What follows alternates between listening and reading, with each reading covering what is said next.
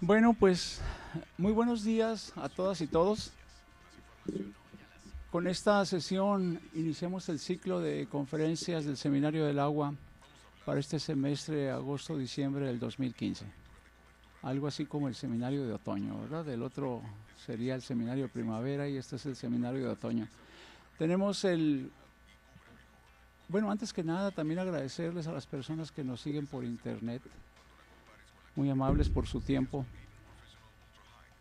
Tenemos esta mañana a un maestro en ingeniería ambiental, el maestro Víctor Herrera Correa. Él es egresado de la UACJ en licenciatura en computación y también, como les comentaba, en ingeniería ambiental. Así que regresa a su segunda familia, ¿no? Que es la UACJ y que es la segunda familia también de todas y todos ustedes.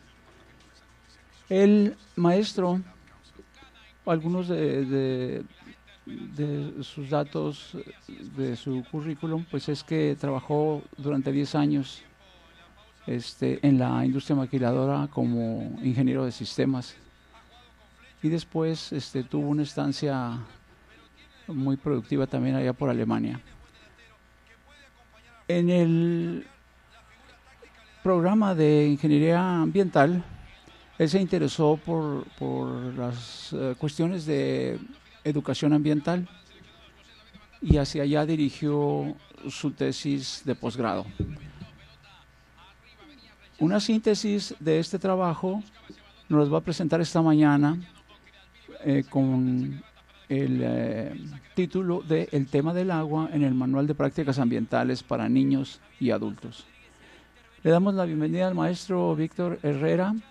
Les comentamos que al final, en el área de preguntas, comentarios, intervenciones, respuestas, tenemos un libro para quien, a juicio del expositor y entre los alumnos nada más, sea la pregunta más interesante. Entonces les vamos a obsequiar un libro para estimular la participación también de la audiencia. Pues adelante, maestro Víctor Herrera, bienvenido, buenos días. Ahí estamos ya listos para iniciar. Bueno, ¿qué tal? Buenos días. Primeramente, quisiera iniciar con los agradecimientos. Y agradecerle al doctor Salas Plata el espacio que me ha dado en el seminario del agua, la invitación de poder dirigirme hacia todos ustedes, presentar un poco de lo que fue mi tesis de maestría, pero enfocado realmente a la temática del seminario del agua, ¿no? No solamente voy a hablar de mi tesis como tal, sino más bien enfocado a al tema del agua que se viene manejando en este seminario, ¿verdad? También quiero aprovechar para agradecer a mi directora de tesis, la maestra Angelina Domínguez, que fue quien me guió durante todo este proceso de la tesis, que me estuvo ayudando respecto a la conformación del documento y demás cosas, ¿verdad? Pues también mi agradecimiento, muchas gracias por todo el esfuerzo y las horas que le dedicaste, ¿verdad? Quiero iniciar entonces diciendo que este fue el tema de mi tesis de la maestría de Ingeniería Ambiental. Y platicarles un poquito de por qué me interesé en el tema de educación ambiental, que no parece ser un tema tan de ingeniería. Y yo creo que por ahí empezaría la presentación. Bueno, antes que nada, el contenido de la presentación, voy a hablar un poquito acerca de la educación ambiental, los conceptos básicos de la educación ambiental, nada más para dar un contexto respecto a lo del trabajo, de cómo se desarrolló esta tesis, la importancia del tema del agua en el contexto de la educación ambiental en Ciudad Juárez. Parecería obvio, pero bueno, de repente necesitamos que nos recuerden, ¿verdad?, la importancia del agua en nuestra región. El manual de prácticas ambientales para niños y adultos. En esta parte sí voy a hablar un poquito de la justificación, la metodología que utilicé, pero va a ser simplemente para ubicar cómo se desarrolló la tesis. Y en la cuarta parte, pues sería presentarles ya de lleno lo que fueron las prácticas del tema del agua que se incluyeron en el manual. Ese será el contenido de la presentación entonces. Lo primero que yo me encontré es por qué es importante para la ingeniería la educación. Parecería que son así como dos mundos totalmente distantes, ¿no? Nosotros los ingenieros nos gusta hablar sobre números, sobre estadística, no nos gusta meternos mucho en los temas sociales, ¿no? En trabajar con las personas, en trabajar con el individuo, con la sociedad. Le rehuimos un poquito a todos esos temas. Más bien nos enfocamos a los números, a los datos duros y todo esto. Bueno, entonces es la pregunta, ¿por qué es importante para la ingeniería la educación? Aprovechando que no sé si son alumnos de ingeniería civil, los que están aquí, bueno, por ahí enfocándole un poquito a lo que es la ingeniería civil, ¿no? Por ejemplo, nosotros podemos tener el diseño de una obra muy bien presentado, ¿no? Que veamos todos los aspectos técnicos, hagamos los cálculos correctos, en fin, desde el punto de vista técnico que tengamos una obra de arte, ¿no? Que proyectemos la obra como tal. Pero cuando no existe la educación, cuando el individuo no logra hacer buen uso de esa infraestructura, pues se echa a perder todo lo que es el diseño, ¿no? Todo lo que gastamos aquí, recursos, planeación, todo este tipo, pues se puede echar a perder si no existe una educación, si no existe la voluntad del individuo de hacer bien las cosas. Entonces, por eso es importante para la ingeniería que realmente no solamente hace falta infraestructura, sino hace falta la educación. Es como un vínculo, debemos estar reunidos. Yo sé que los expertos, los especialistas en ingeniería, pues tratan temas más concretos, pero igual nuestro diseño, nuestra obra se puede echar a perder por un individuo que no hace buen uso de la infraestructura en este caso. También está la otra parte, ¿verdad? La otra parte también de que nosotros como ingenieros ideemos soluciones para la sociedad o para las personas que realmente funcionen. Por ejemplo, se habla mucho de los puentes peatonales, o por poner un ejemplo, ¿no? Un puente peatonal. Pero ¿realmente será funcional para los individuos, para todos los individuos? Para las personas que no pueden subir escaleras, las personas que están lastimadas de alguna rodilla, algunos bebés con carriola. Entonces, al parecer, pudiera ser una buena idea, ¿no? el plantear una obra de infraestructura para mejorar la vida de las personas, pero no siempre aplica para todos. Entonces, nuestra labor como ingeniero es proponer soluciones que realmente sean funcionales para la gente. Aquí está otro ejemplo que me encontré cuando estaba preparando la presentación respecto a un puente que conecta una colonia, si mal no recuerdo es la colonia Constitución en este caso, y va y da a la colonia Tierra y Libertad, ¿no? Entonces, ¿quién proyectó este puente? No conecta ninguna vía primaria. Entonces, son realmente soluciones. La infraestructura no basta si no soluciona o si no considera al individuo como tal.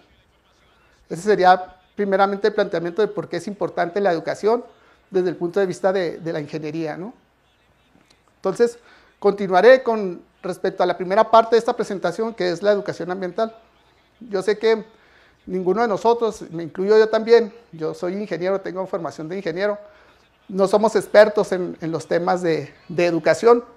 Sin embargo, pues tenemos que entrarle, ¿verdad? Por lo que les platicaba hace un momento, nosotros como ingenieros también tenemos que plantear soluciones que realmente resuelvan problemas de las personas. Hay muchas definiciones de qué es la educación ambiental. Aprovechando que me iba a presentar en este espacio, pues yo tomé una definición de la Red Ambientalista Universitaria, que es un grupo de académicos que existen aquí en la UACJ.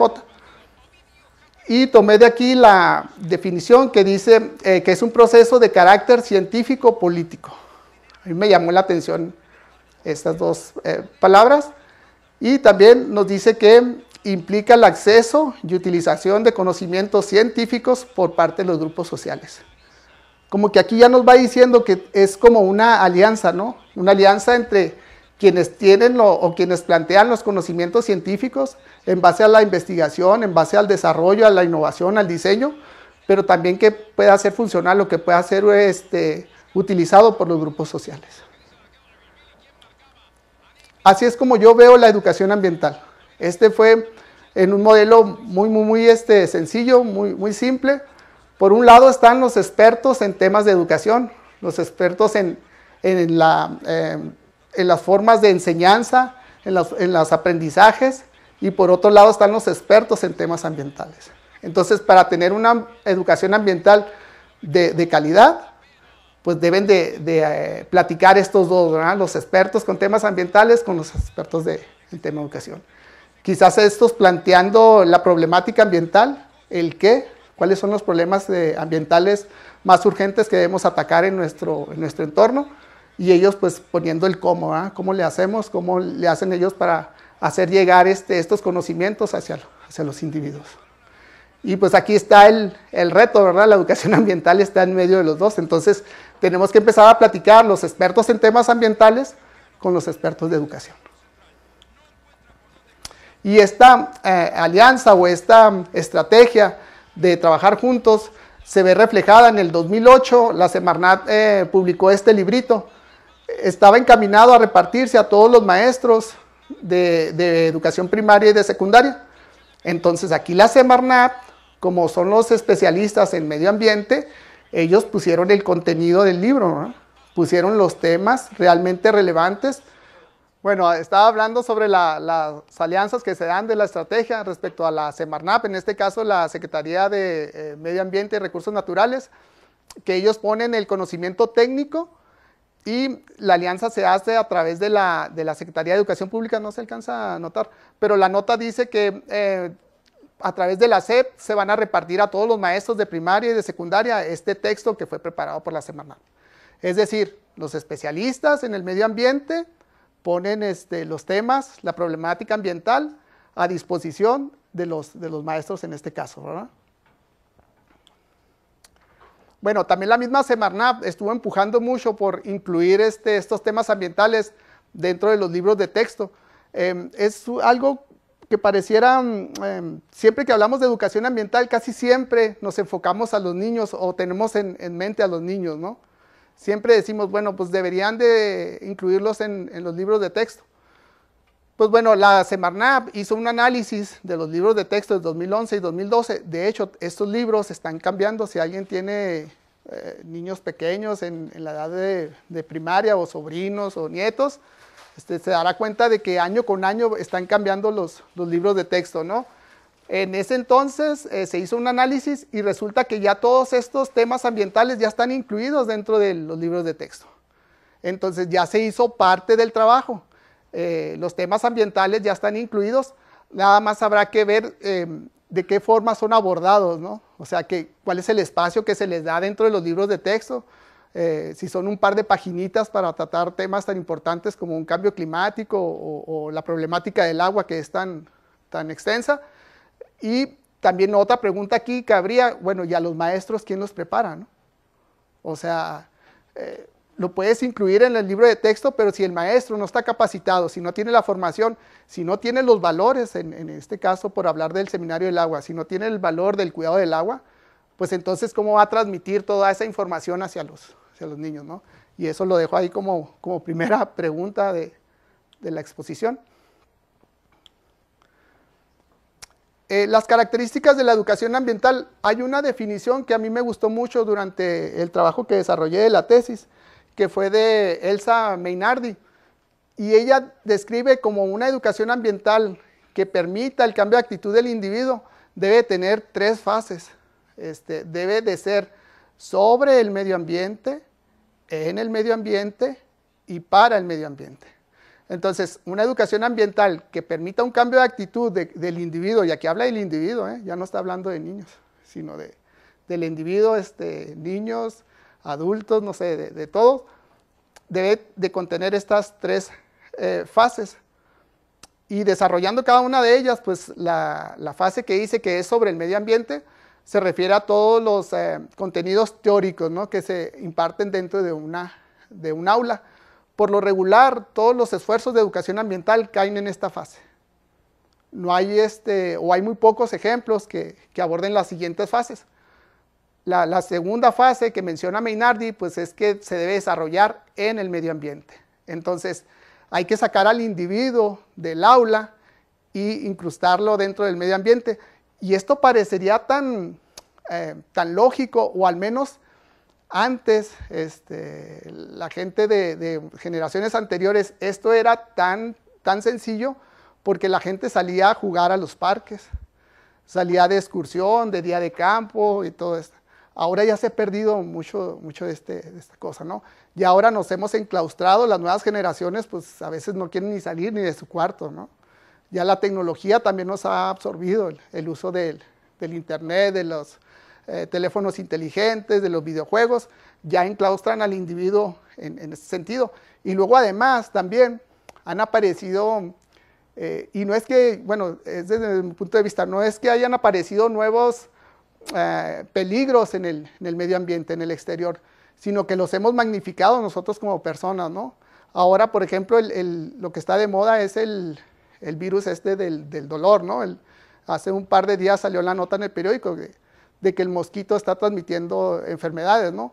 Y es que todas esas noticias lo que nos hace es que también nosotros como padres, pues les decimos a nuestros hijos, no salgas, no te vaya a picar el mosquito del dolor o cualquier. Entonces, afuera, al exterior, se ha convertido como en una zona como de peligro para nosotros, cuando antes este enlace entre el individuo y el medio ambiente era casi automático, ¿verdad? Ahora es más complicado que se establezca este vínculo. Y cuando tú no tienes un vínculo con alguien, con un compromiso con alguien, pues difícilmente lo aprecias, ¿no? Y difícilmente haces cosas en beneficio del medio ambiente, que sería la tercera fase que propone Mainardi, ¿no? Entonces, para que un individuo pueda hacer alguna actitud positiva al medio ambiente, para que lo cuide, es necesario que exista el vínculo. Si no existe el vínculo, nunca lo va a poder hacer.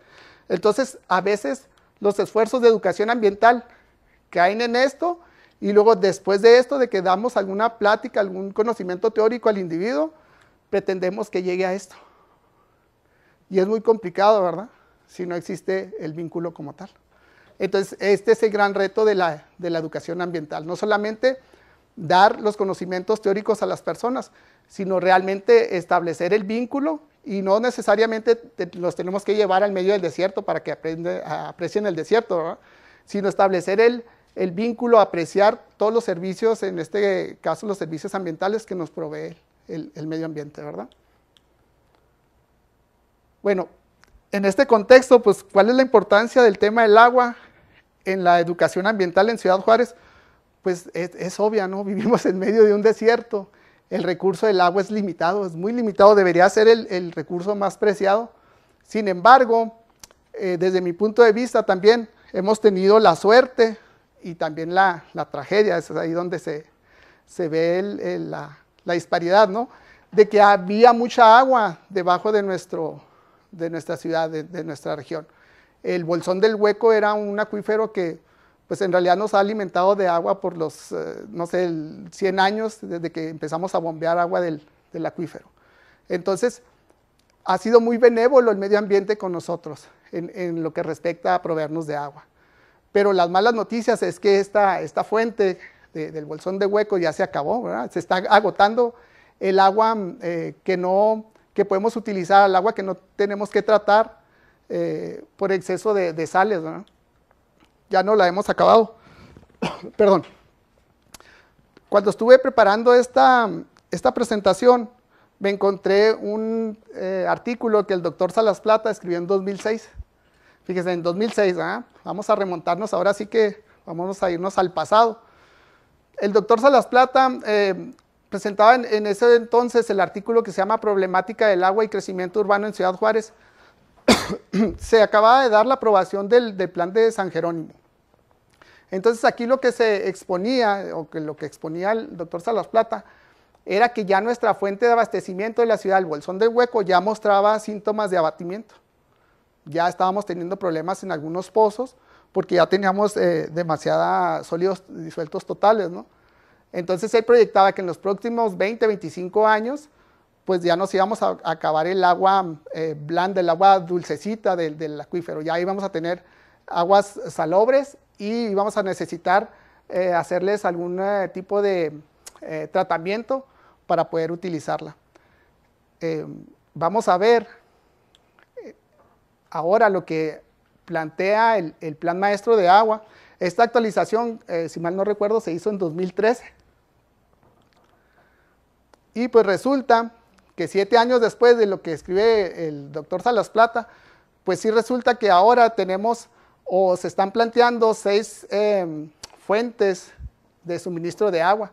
Actualmente tenemos la del Bolsón del Hueco, del acuífero profundo, y tenemos Conejos Médanos Norte.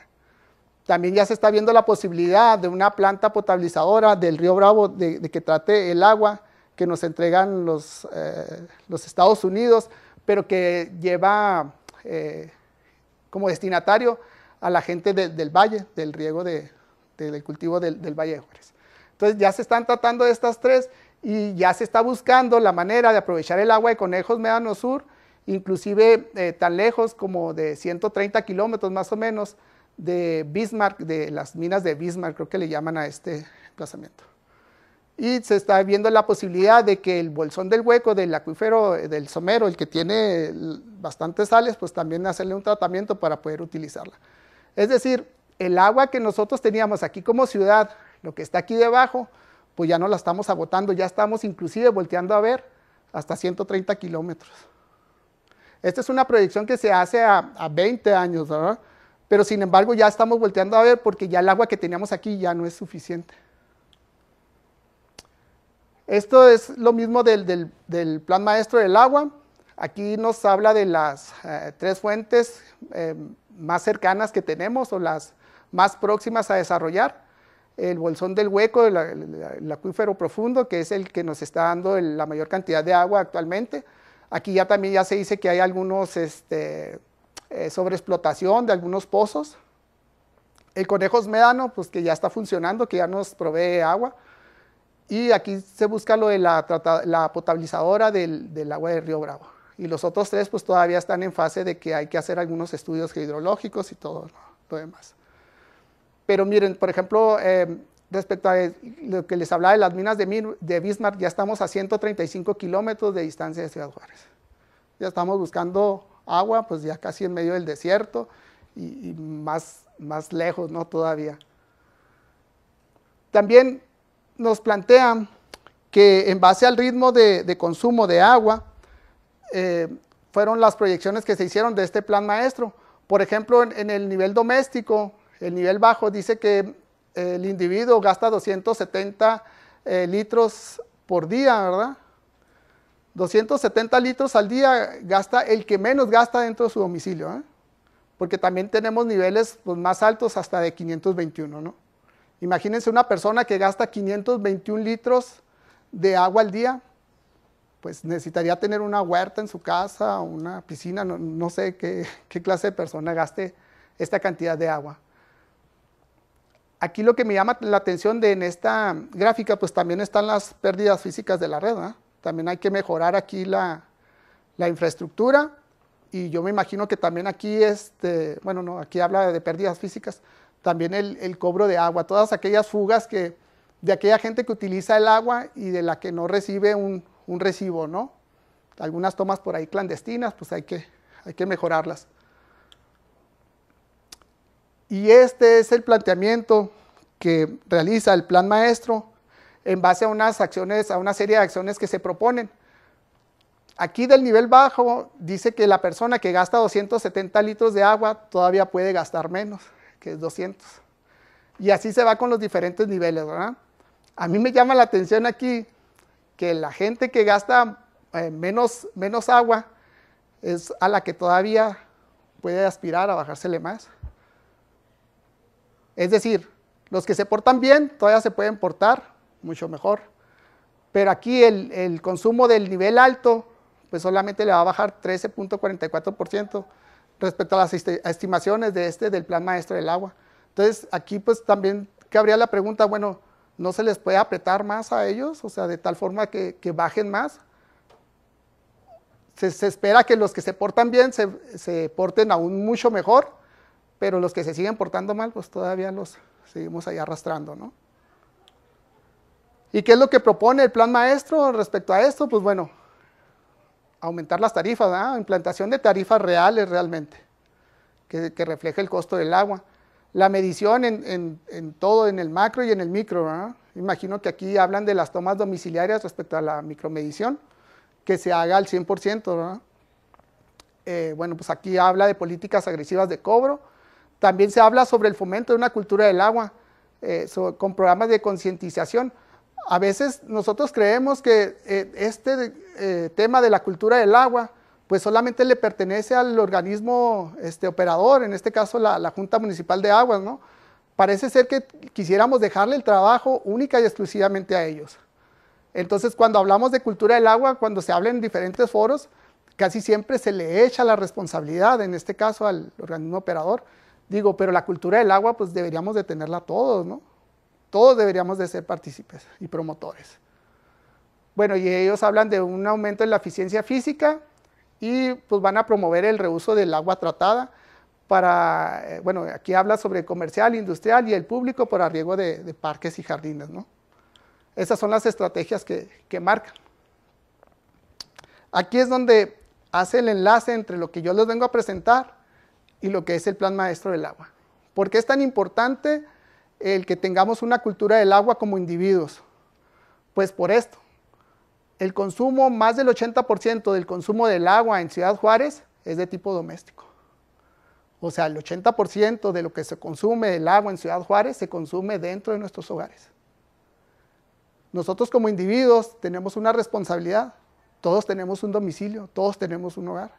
Entonces, aquí es donde está la mayor oportunidad de mejora dentro de nuestro ambiente familiar, dentro de nuestros hogares.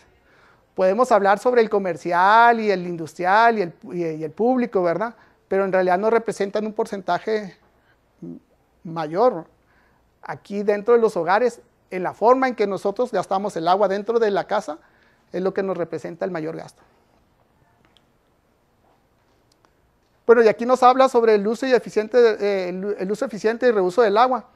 Aquí habría que considerar, por ejemplo, nos dice que para el reuso doméstico del agua, pues lo podríamos utilizar en jardines, inclusive hasta los sanitarios, ¿no? Yo les digo a ustedes como jóvenes, yo imagino que la mayoría todavía no tiene un hogar, todavía no ha formado una familia. Cuando ustedes en un futuro cercano aspiren a tener una casa, pues procuren que cumpla con todo esto. Es decir, cuando vayan a una casa, si es una casa nueva, pues que exijan este tipo de instalaciones, ¿no?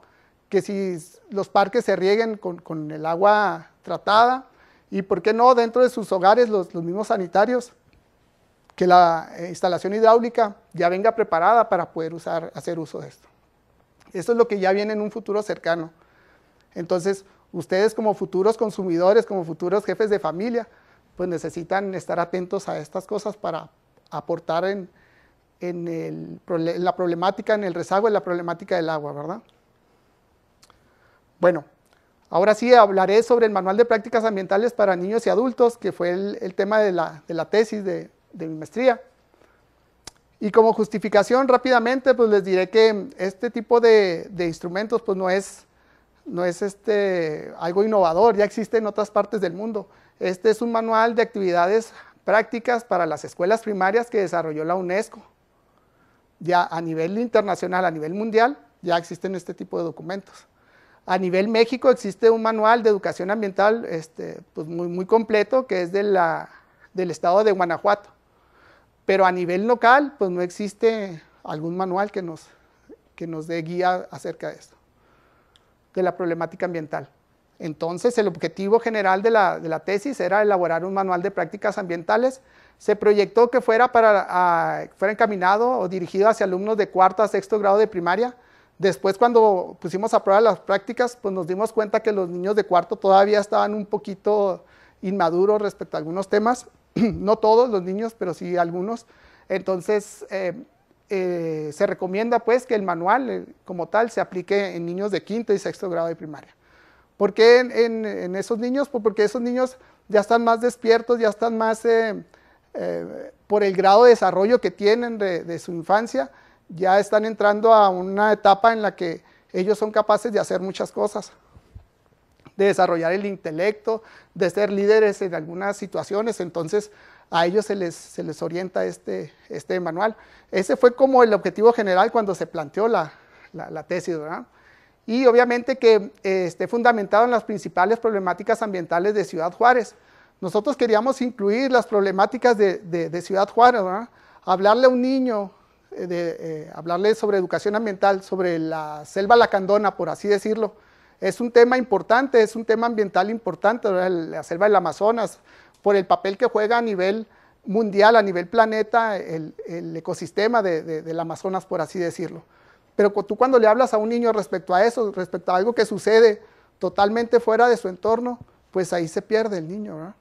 Entonces hay que vincular, como lo decía Mainardi, hay que vincular al individuo con el entorno en el que vivimos. Entonces por eso nos enfocamos a las problemáticas de Ciudad Juárez, ¿verdad? Les preguntamos a especialistas de la localidad cuáles eran esas problemáticas. Y bueno, pues el objetivo también era que mediante una actividad práctica o de tipo experimental se diera a conocer el tema o se reforzara el tema que estaríamos tratando, ¿no?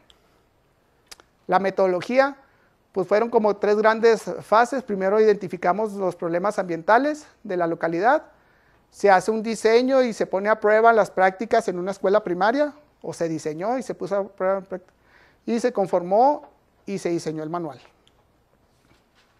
Este básicamente es el diagrama de flujo que se siguió. El problema ambiental que se presenta a nivel nacional también es un problema a nivel local. Si la respuesta era positiva, entonces se preguntaba, ¿existe una práctica previamente desarrollada para este tema que cumpla los requisitos? Los requisitos que planteábamos aquí es que las prácticas fueran de fácil acceso, que no necesitáramos un laboratorio especializado para llevarlas a cabo.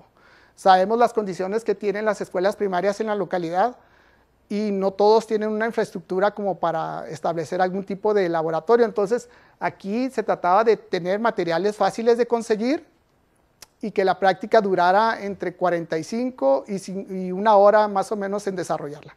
Tampoco que requiriera 2 o 3 días para su término, ¿verdad? Esos eran básicamente los condicionantes que habíamos puesto y que se podía desarrollar en cualquier escuela primaria. Bueno, entonces, ¿se puede adaptar una práctica del tema? Si la respuesta no, entonces pasábamos a la siguiente. ¿Se puede desarrollar una práctica del tema? Sí, entonces se desarrollaba la práctica y se ponía a prueba la práctica. Cuando se ponía a prueba la práctica, ya sea que se tomara de algún sitio de algún sitio de internet, de alguna bibliografía o de alguna otra persona, algún autor que ya la haya desarrollado o que se haya adaptado, se ponía a prueba la práctica y se evaluaba, ¿se cumplieron con los objetivos de la práctica? Si es sí, entonces se incluye en el manual. Si no se cumplieron los objetivos de la práctica, pues bueno, se modifica y se corrige lo que haya que corregir y otra vez se ponía a prueba hasta llegar a este punto, ¿no? Bueno, la práctica tiene esta estructura, tiene un tema, tiene un título, este era un subtema respecto al tema, por ejemplo, el tema del agua. La problemática del agua aquí cabría como el gran tema y aquí podría ser, por ejemplo, la disponibilidad de agua dulce en el mundo o el ciclo del agua, ¿no? Como subtema. Se planteaban unos conceptos básicos teóricos, el objetivo de la actividad, el contexto, los materiales, la secuencia de la actividad y resultados esperados y una evaluación que se propone. Esta es la estructura que se planteó y que se plasmó en el manual. Entonces, para saber la problemática ambiental de la ciudad, me di a la tarea de hacer 3 entrevistas con personas ligadas o conocimiento de la problemática ambiental local. Algunos de ellos, la mayoría fueron de la academia, ¿verdad? Pero sin embargo también por ahí pedimos opinión respecto a un funcionario de la Semarnat y a un funcionario de SCUAM, que es funcionario municipal de la Sociedad de Cuidado del Medio Ambiente, creo que significa esto. Y 3 personas de la sociedad civil que tratan los temas ambientales dentro de la localidad. Se les hizo esta pregunta: ¿cuáles son los principales problemas ambientales de Ciudad Juárez? Y los resultados que obtuvimos pues fueron estos. los residuos sólidos urbanos, la contaminación del aire, el agua, la ausencia de una educación ambiental y el desconocimiento de los servicios ambientales, pues prácticamente el desconocimiento de nuestro medio, ¿verdad? Lo que significa esto. Estos fueron los resultados que obtuvimos para la conformación del manual y tratamos de abordar todos los temas a la hora de realizarlo. Me voy a concretar únicamente en el tema del agua, que es el tema que nos compete el día de hoy, ¿no? Esta es la portada que se propone del manual. Entonces, respecto al tema del agua, se incluyeron 7 prácticas. Aquí falta la práctica número 1, que básicamente era presentarle al niño, en este caso, presentarle al niño lo que es el medio ambiente, los conceptos básicos del medio ambiente, los elementos básicos del medio ambiente, ¿verdad? Y entonces sí, en la práctica 2 ya abordábamos el tema del agua.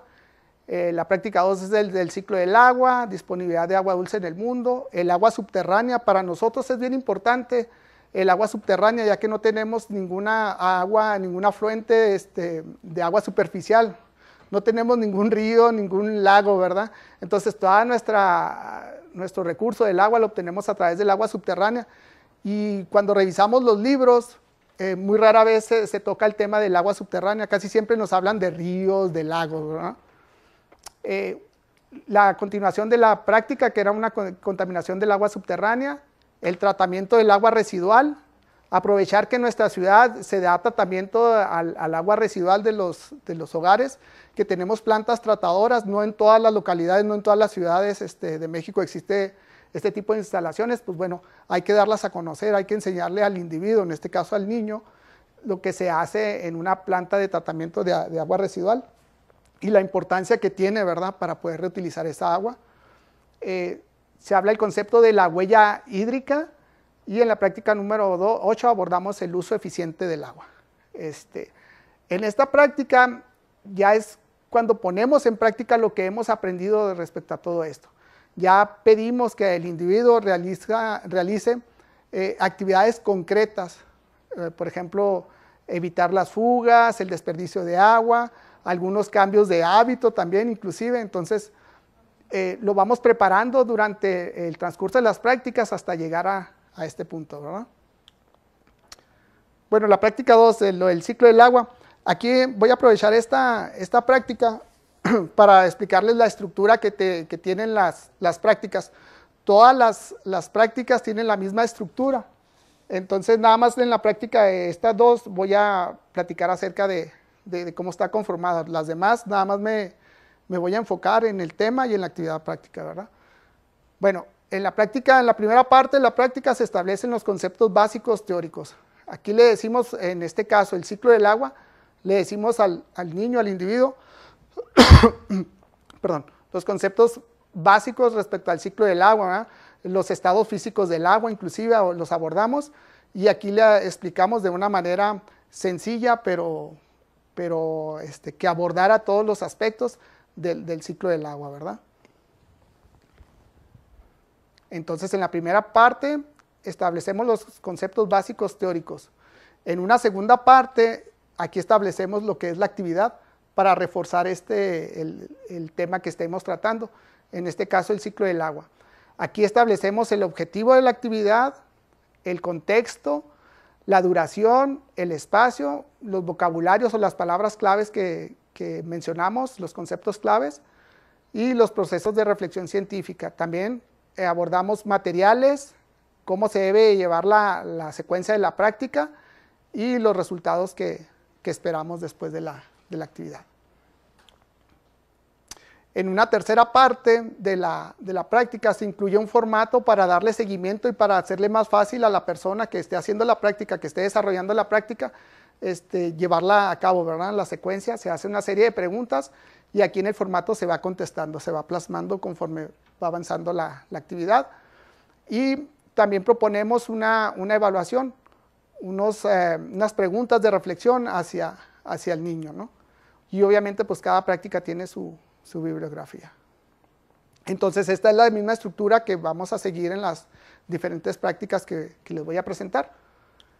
En la práctica número 3, que era disponibilidad del agua dulce en el planeta, pues aquí le hacemos ver al niño que en realidad el 3%, un poco más del 3%, es agua dulce del planeta, pero no toda esa agua dulce está disponible para el ser humano. Está contenida en los polos y glaciares, y alguna otra en agua subterránea de la que no podemos tener acceso. Es decir, de esta poquita cantidad de agua que tenemos como agua dulce, se le proyecta al niño en este caso que no toda está disponible, ¿verdad? Como tal. Y la actividad práctica de lo que se trata es que simulamos toda el agua toda el agua contenida en el planeta y se hace una proyección del agua dulce que hay. Inclusive la práctica continúa aquí, se van desagregando aquí el agua, se le va restando para sacar la proporción de agua que hay en los ríos del mundo, en los lagos y todo esto. Esta es la actividad práctica que se propone respecto a la disponibilidad de agua dulce en el mundo. En la práctica número 4 hablamos sobre el agua subterránea. Aquí le explicamos al niño en un modelo, en un diagramita básico, lo que es un acuífero, cómo está conformado un acuífero, porque esta información pues no está muy disponible a las personas. En realidad tienes que tener algún tipo de conocimiento, algún tipo de ser especialista como para manejar estos conceptos, cuando debería de ser un concepto que manejáramos todos desde pequeños, desde niños, que es la intención con este manual, porque es parte bien importante de nuestra región. Es de donde se abastece el agua de nuestras casas. Hablamos sobre los acuíferos, sobre el Bolsón del Hueco, el de Mesilla, lo indicamos, lo ilustramos mediante un mapa, cuál es la extensión, por qué estamos extrayendo agua del Bolsón del Hueco, pues básicamente porque es la fuente más cercana que tenemos. Y en la actividad práctica, pues aquí desarrollamos nuestro pequeño acuífero, ¿verdad? Aquí le decimos al niño cómo hacer un acuífero mediante un vaso de plástico transparente. Armamos nuestro acuífero con grava, con arena, con una porción de suelo. Aquí el niño le echó más de porción de suelo que otra cosa. Echamos agua a través de un pequeño cono para hacerlo llegar hasta abajo, y inclusive le ponemos la línea del nivel freático, ¿no? Hasta dónde llega el agua, hasta dónde llega la zona saturada y la zona no saturada. Entonces, con esta actividad le estamos enseñando al niño cómo plasmar este diagrama para hacerlo más entendible, para que sea de más fácil acceso para el niño. La práctica número 5 era la contaminación del agua subterránea, que es una continuación respecto a esto. Ya cuando tenemos nuestro acuífero armado, pues entonces ya le hablamos al niño de cómo hay que cuidar esos acuíferos, ¿no? Cómo hay que cuidar para que no se contaminen, ¿no? Cómo nuestras actividades diarias, un automóvil que pueda por ahí estar derramando líquidos, puede inclusive llegar a contaminar un acuífero, un manto freático, si es que está muy accesible ahí. Entonces, decirle al niño en este caso que no por el hecho de que esté debajo del agua esté exento de contaminación, en este caso el agua, ¿no? Y pues la actividad práctica que se propone es exactamente la misma de la anterior, nada más que en esta vez hacemos llegar un poco de pintura de agua, vaciamos agua por encima de esto a fin de simular como una precipitación, y por medio del escurrimiento pues el tinte en la pintura va llegando hasta nuestro acuífero que armamos aquí, ¿verdad? Y de esta manera le enseñamos al niño que realmente se puede llegar a contaminar un acuífero si es que llega el contaminante hacia el acuífero, si es que lo alcanza. En la práctica número 6, pues hablamos del tratamiento del agua residual. Como les comentaba hace unos momentos, pues hay que aprovechar que realmente en nuestra localidad, en nuestra ciudad, se trata el agua, que hay plantas tratadoras. No en todas las ciudades existe eso, pues entonces hay que aprovecharlo y hay que explicarle al niño, ¿no? Y hay que explicarle que desde su casa, a través del registro del drenaje del agua, cuando se recolecta el agua de nuestra casa, a través de una gran tubería de la infraestructura de la Junta Municipal de Aguas, pues llega a las plantas tratadoras, ¿no? Y que aquí lo que se hace es que se le trata el agua, se le quitan los contaminantes de tal forma que pueda ser reusada en otras cosas. En nuestro caso, en nuestra localidad, pues puede ser usada para el riego, ¿no? todavía no llegamos al punto de tratarla como para un nivel terciario o para consumirla directamente, pero al menos sí para utilizarle en otras actividades como es el riego y como es en los car wash y algunas otras actividades. Entonces, la actividad que se propone el niño, pues vamos a hacer una actividad en la que básicamente lo que vamos a hacer es que vamos a remover los sólidos, es lo que se hace. Pero con este esquema básico se le explica al niño lo que realmente es lo que hace una planta tratadora. La práctica número 7, la huella hídrica, pues este concepto a lo mejor es como muy nuevo de repente, aparecen algunos temas que no son, que empiezan a aparecer conforme van avanzando las investigaciones. Entonces, se le habla también respecto a la huella hídrica, a lo mejor en nuestro contexto como ciudad, en lo que no hay una gran campos de agricultura, no estamos en medio de campos de agricultura, que es donde más se utiliza el agua. En nuestro contexto, pues ya vimos que el agua se utiliza más en lo doméstico, pero sí hay que hacerle ver al niño que también los alimentos pues también generan o requieren de mucha cantidad de agua, y depende del alimento, pues depende la cantidad de agua que nosotros tengamos que invertirle para poder tener esos alimentos, ¿no? Aquí lo que se le hace en la actividad es que se hace un cálculo respecto al agua virtual que consumieron cada uno de estos alimentos para poder producirse, y que él mismo haga un cálculo respecto a cuánta agua se gastó en preparar, por ejemplo, los alimentos que desayunó ese día. Esa es la actividad que se propone respecto a la huella hídrica. La práctica número 8 es el uso eficiente del agua. Aquí sí ya le pedimos, en este caso al niño, al individuo, de que ponga en práctica todo lo que ha aprendido, ¿verdad? O sea, no basta con que tengas el conocimiento teórico, en que ya sepas algunas cosas, en que estés medio consciente de algunas, sino qué vas a hacer con ese conocimiento. Bueno, entonces ya pedimos acciones concretas. ¿Qué es lo que le pedimos aquí? Pues bueno, empezamos por decirle que nuestro recibo del servicio del agua, pues aquí lleva el historial del consumo que hemos tenido en mes con mes, y nos dice también la cantidad de agua que consumimos. O sea, ya ahora sí ya nos ponemos a medir, y ahora sí ya nos ponemos a ponerle números, y le hablamos sobre el medidor de agua. Muchos de los niños ni siquiera saben que existe un medidor de agua en sus domicilios, ¿verdad? Ni para qué sirve, ¿verdad? Entonces aquí les enseñamos cómo leer el medidor del agua, o mediante el recibo, cuánto fue el consumo de agua que tuvo su casa, su domicilio, en ese mes que nos están facturando, ¿verdad? Y acá le decimos, bueno, cuánto fue el consumo del mes anterior, y le proponemos una serie de actividades, ¿verdad? Pues evitar las fugas, son tan sencillas como evitar las fugas, modificar algunos hábitos de limpieza, por ejemplo, el tiempo que tardamos en bañarnos, y una serie de actividades aquí más concretas, que luego de una vez que se llevan a cabo, pues entonces al mes siguiente hacemos la comparación, a ver si realmente tus acciones repercutieron en el consumo real de agua, ¿no? Entonces aquí ya ponemos a prueba todo el conocimiento que adquirimos anteriormente, y ponemos en práctica al niño, ahora sí que lo ponemos a trabajar, o al individuo, porque también el padre de familia puede participar en esto. Bueno, las conclusiones respecto a esto, puse algunas conclusiones ahí muy generales, ¿no? Primeramente, pues que todos somos beneficiarios del medio ambiente, y en este caso en particular, todos somos beneficiarios de agua, ¿verdad? Todos necesitamos el agua para vivir. Que el recurso, el agua en nuestro entorno es escaso y ya muestra signos claros de agotamiento. Ya necesitamos ponernos a trabajar respecto a esto de cuidar el recurso hídrico, ¿no? Y que todos somos responsables del buen uso del agua, ya que todos los utilizamos.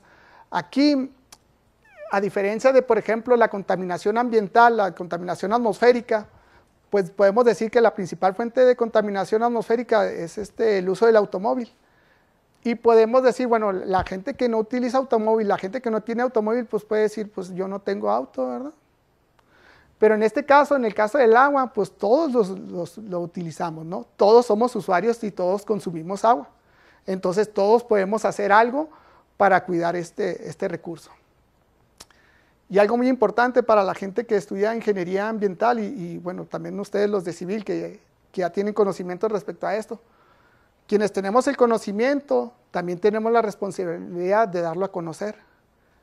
O sea, no se vale que alguien tenga el conocimiento y que diga, pues es que ellos están locos o es responsabilidad de alguien más, ¿no? Si tú tienes el conocimiento, tú también tienes la responsabilidad de darlo a conocer. ¿Dónde vas a empezar? Pues a lo mejor en tu entorno más cercano, ¿no?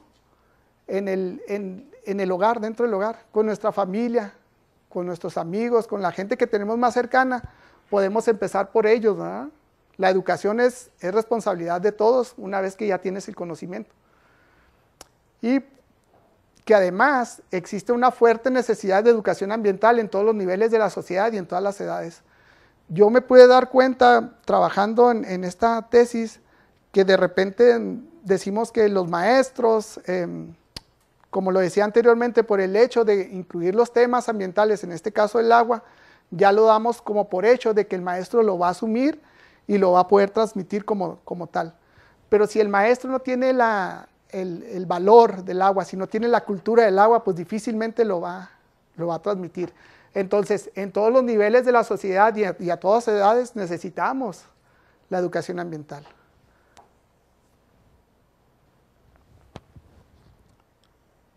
Estas son algunas referencias que utilicé para la presentación y por mi parte es todo, ¿verdad? Aquí la maestra Angelina Domínguez, nuestra coordinadora y líder del cuerpo académico, nos hizo llegar. Dice, el Instituto de Ingeniería y Tecnología, a través del Departamento de Ingeniería Civil y Ambiental y el Cuerpo Académico de Estudios del Agua, otorga el presente reconocimiento al maestro Víctor M. Herrera Correa por su valiosa participación con la conferencia El tema del agua en el Manual de Prácticas Ambientales para Niños y Adultos, en el marco de las actividades del Seminario del Agua, semestre agosto-diciembre del 2015, Ciudad Juárez, Chihuahua, 4 de septiembre del 2015. Y con la firma del director de nuestro instituto, maestro Francisco López Hernández, con la firma de nuestro departamento, que es el Departamento de Ingeniería Civil y Ambiental, maestro Víctor Hernández Jacobo como director, y la firma de la maestra Angelina Domínguez Chicas, que aquí estuvo con nosotros en esta conferencia, líder del cuerpo académico. Felicidades, maestro Víctor Herrera. Muchas gracias a todos. Bueno, gracias a todos y por aquí nos vamos a seguir viendo, ¿eh? Gracias por su presencia, su tiempo y fue como que histórica esta de veras, ¿eh? Como que muy bien.